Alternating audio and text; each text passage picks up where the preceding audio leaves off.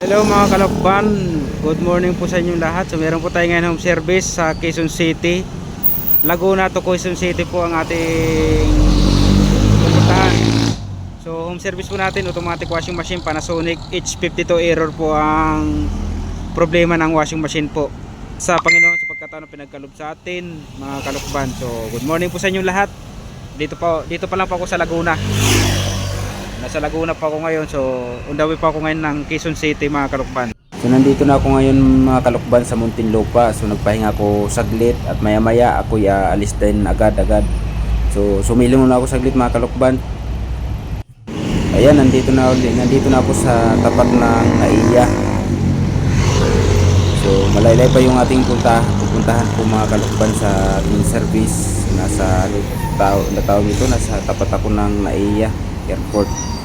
Hindi ko alam kung ang tawag dyan. Kaya mga kalukban, dito na ulit ako sa Camp Aguinaldo. Tapat ng Camp Aguinaldo. Ang alam ko po ay, iwan ko kung Quezon City na po ito, hindi ko lang sure. At yun na nga, nandito na ako sa lugar na kung saan ang service ko, na nasa second floor po ng building na yan mga kalukban. So hanggang dito muna ang video natin, mamaya na lang update po. So yun mga kalakban, tapos na tayo mag-repair ng washing machine automatic. Katatapos lang natin dyan sa doon sa second floor na yon. So tayo ay babalik na ngayon sa Laguna, Calamba, Laguna. So nandito pa tayo ngayon sa Quezon City. So maraming salamat po sa pagkakataon na pinagkaloob sa atin ng Panginoon, lalo na sa ating mga kalukban. So thank you. Hanggang dito ng video natin mga kalukban. Maraming salamat po.